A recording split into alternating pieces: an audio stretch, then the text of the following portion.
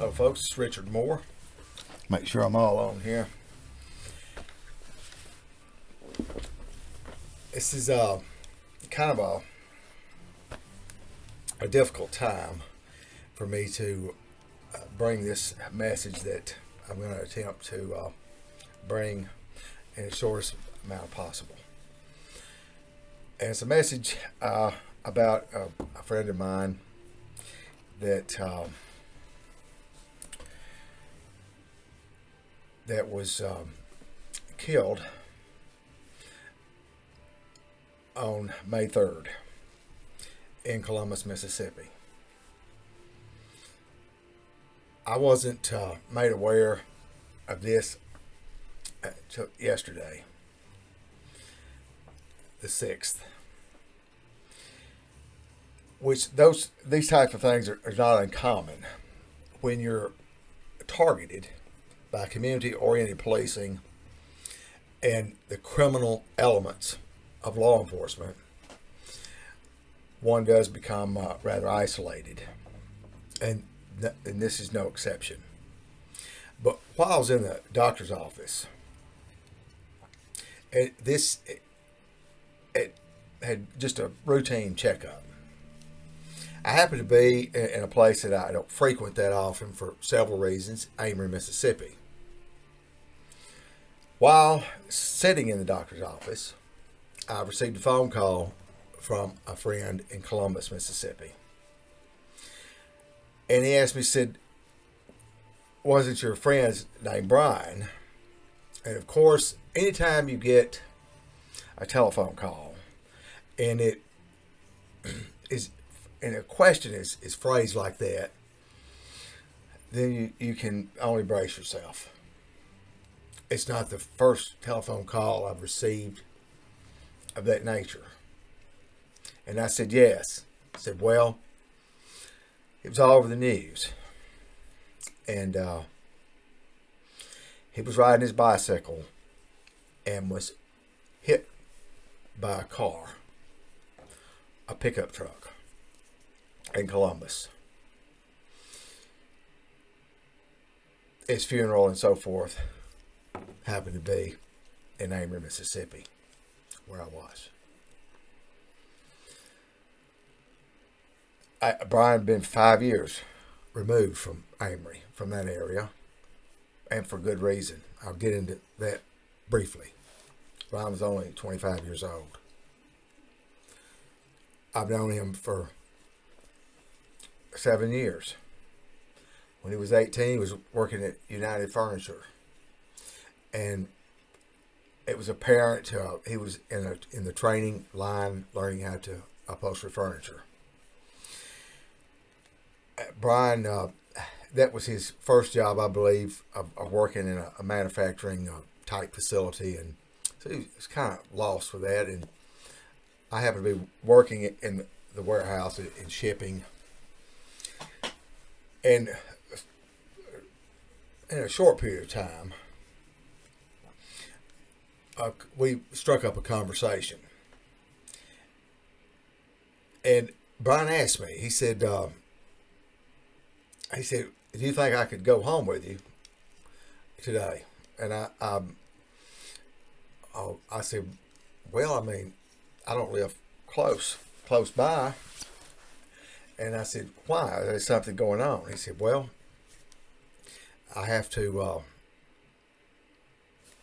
sleep on the street tonight if somebody doesn't take me home. His step-grandfather, Roy Haney, wouldn't let him stay there, and he couldn't stay at his parents' house, his dad's house, for whatever reason. I'm looking at this young man, and I'm thinking, I asked him, don't you have family? And after all those things were eliminated, I gave Bryan temporary housing, if you will.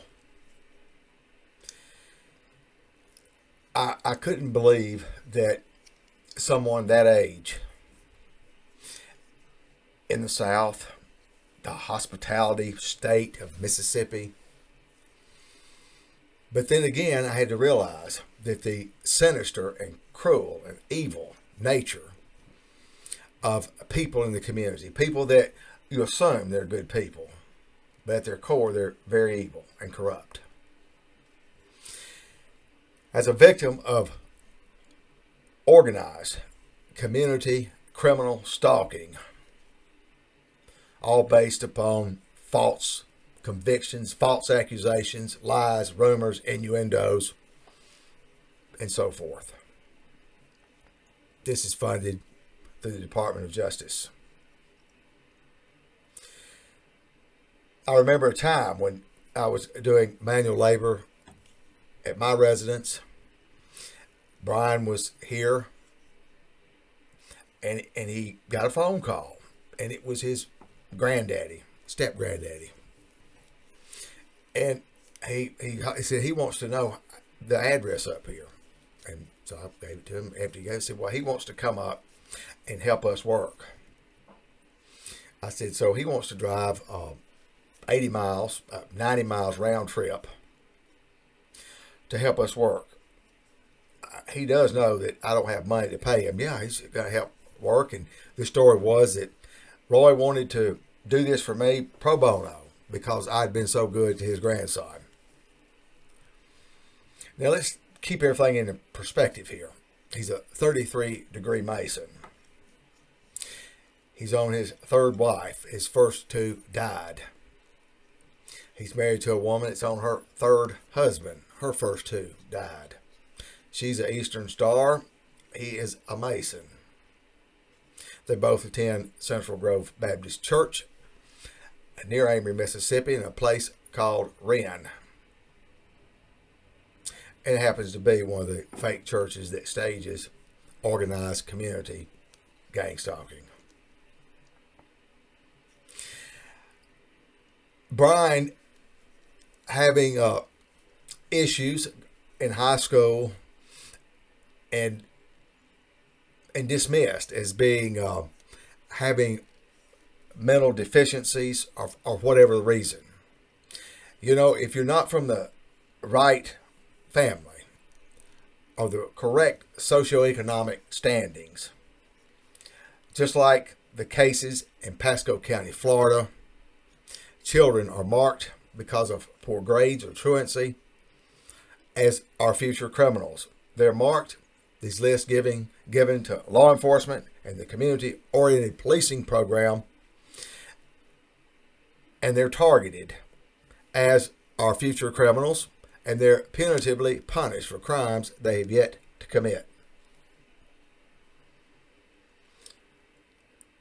At a time when it is essential for a young person to be grounded in the community, grounded in moral fortitude, grounded in having stability and coexisting with society, is not the time to ingrain in that individual things that will surely be their snare in the future. Many times I've heard Bryan ask his grandfather for money, a couple of dollars, $3. Flat out no. As we say in the South, he wouldn't piss on him if he was on fire.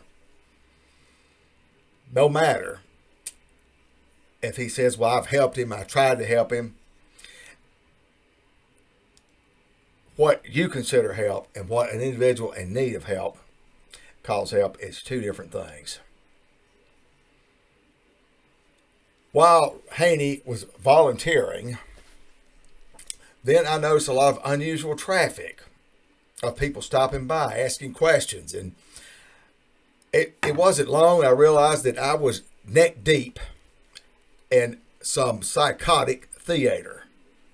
The granddaddy coaching and teaching his step-grandson how to betray, deceive, undermine, and destroy another person.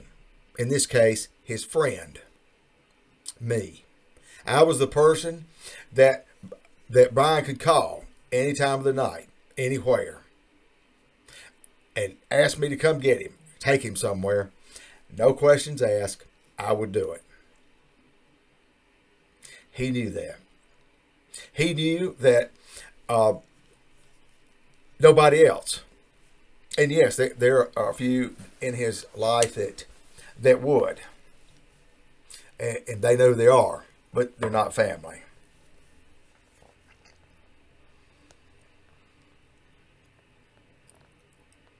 I noticed a change in Bryan as far as his attitude and how he is trying to walk and straddle that fence of servitude to those that were controlling him.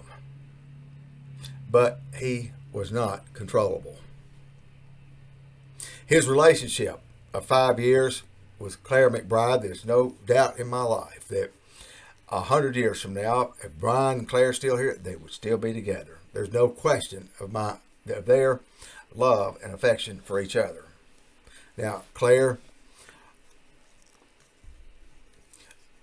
older than Bryan, happens to be the youngest daughter of three. There's 2 girls and 1 boy of William McBride, cash and carry, Columbus, Mississippi, a pillar of the community, and a mover and shaker with those of community-oriented policing, criminal stalking.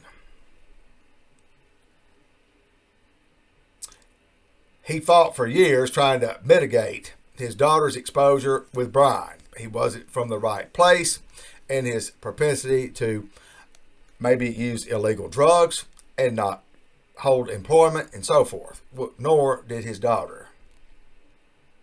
McBride was quick to dismiss any shortcomings that may be perceived of his daughter as simply bipolar disorder.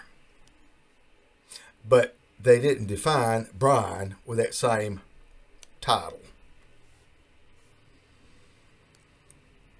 Bryan became a liability to the program because of its covert corruption and the amount of people involved, including law enforcement and the elites of the community.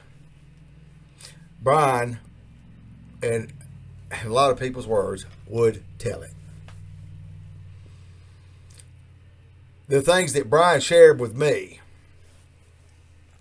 still frighten and spook the criminals hiding behind badges. The last long conversation with Bryan, and it followed with some text messages, and I put an excerpt of that in a memory video. You can find that. It's simply titled Bryan. He said, "You don't understand the evil of these people, and I truly believe the end of the world is near." Now, Bryan wasn't a one to always tout doom and gloom.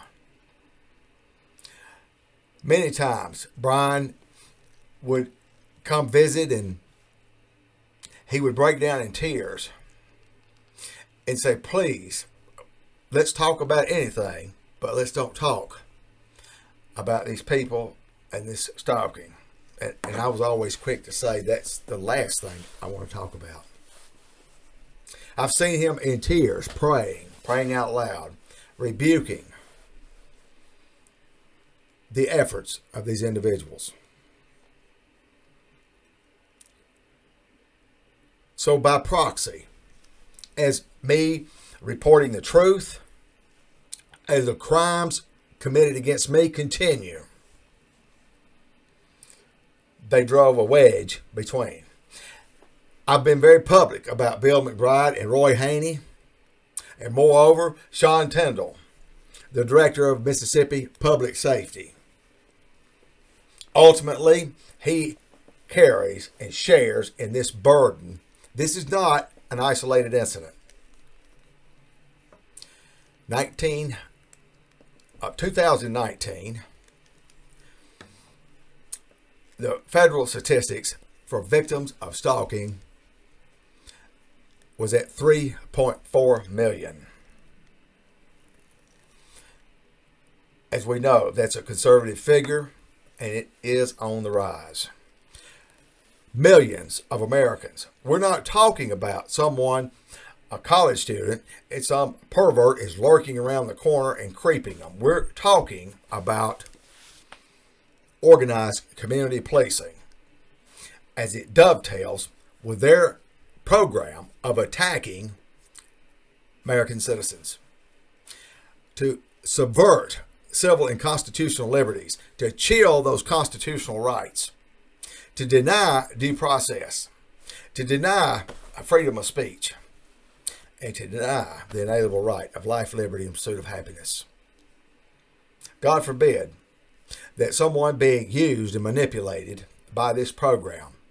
It became evident that in order for Bryan to keep from living on the streets and to live in a home provided to Claire McBride by her dad, then there was one strict rule of who he could communicate with, and I was one of them. They cut that off because I was their loose cannon. I was not beholden to a certain group of people. I'm beholden to one thing, and to thine own self be true. Is the truth must be told, and it must be told relentlessly. And I will do that. Just as relentless as these criminals have marginalized and dismissed other human beings. You see those people in Columbus, Mississippi, and Amory? Bryan was essentially a nobody. Just like I'm discounted as a nothing. But we know that, and I've told Bryan, I said, what you think and what other people identify you as means nothing. It's who God says you are that means everything. He loved God. He was torn in his spirit, and it was evident. It was evident. Now, I understand that the Mississippi Department of Public Safety is investigating how Bryan Anthony Edwards is riding his bicycle on the southbound shoulder of the road, and there's conflicting reports already in the media, and is stricken in broad daylight, not by oncoming traffic, but by a pickup truck traveling southbound. He was hit from the back.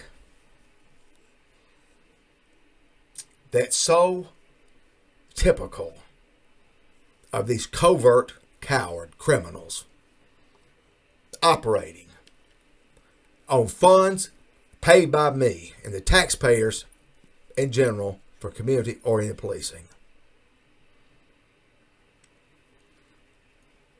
He didn't see it coming. We never do. Bryan was a liability. Loose lips sink ships. Bryan, there's one thing they could not completely destroy, and that was his heart. And his heart of knowing the difference of right and wrong, and to communicate that, and eventually those chickens would come home to roost.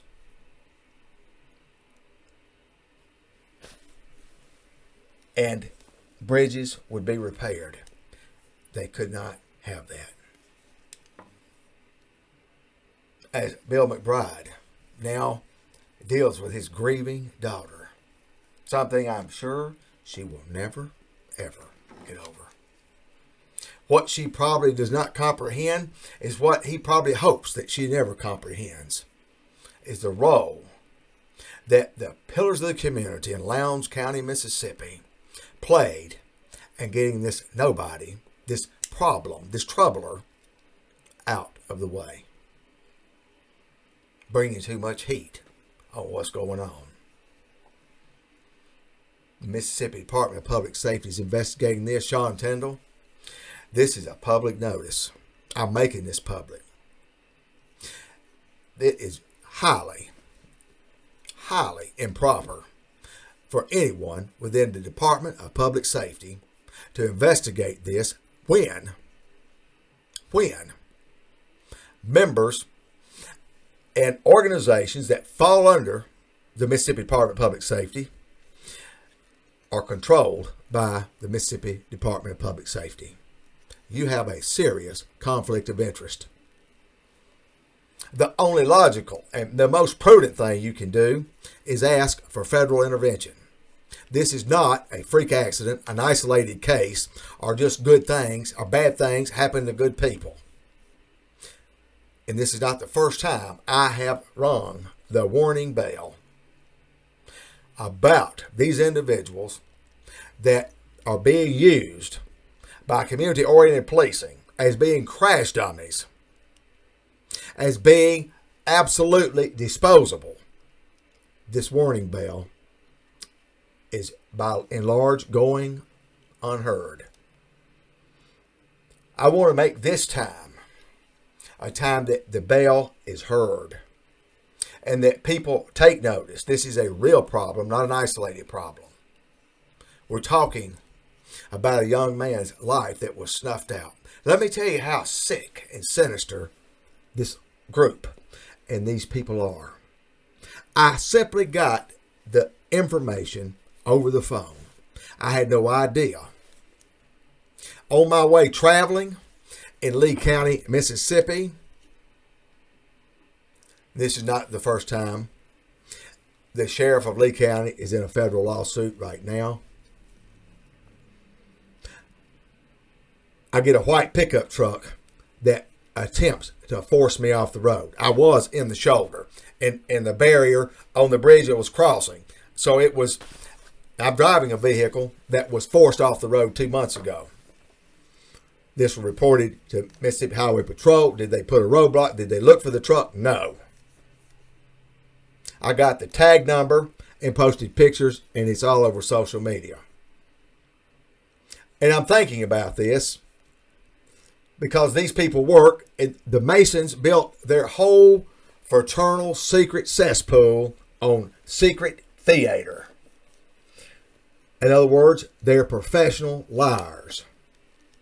This is a program that its platform is lies, deceit, betrayal, and expect something good to come out of it. That, my friend, is insanity. So I research. My hunch was true. Sure, it was a white pickup truck that struck Bryan. Oh, they were sending me a message. Well, I'm going to tell you what, boys. We're going to make it official if it's not already official. You're going to have to do a little better with that message. You're going to have a little follow-through, because if you don't, my follow-through is a son of a bitch. You can believe that. I will follow through day in, day out. I won't back up. I won't give up. I won't let up.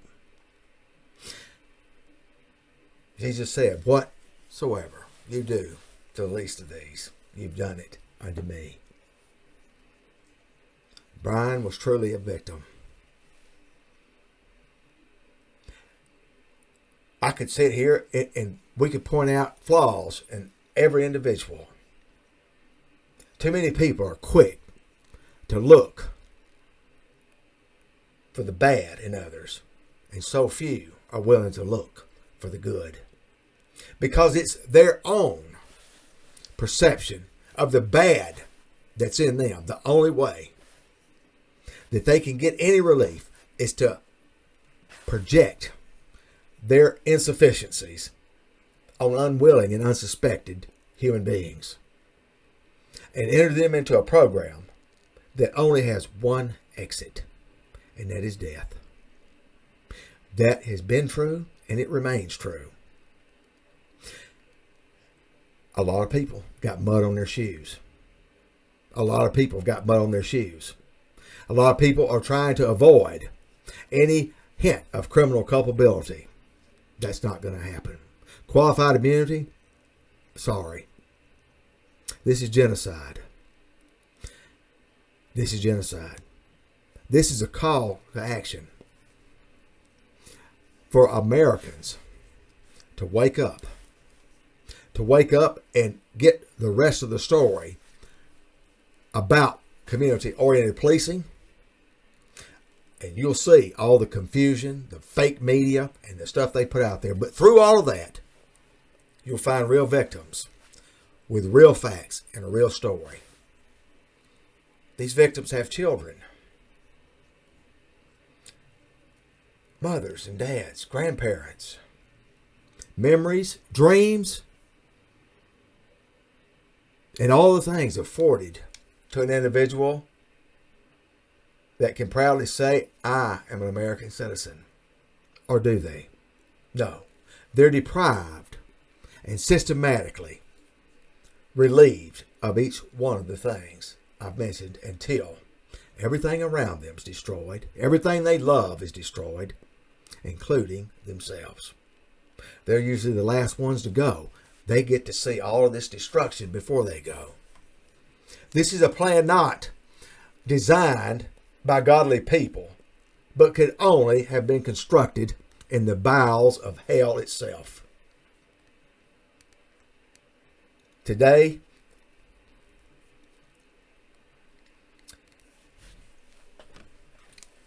I save.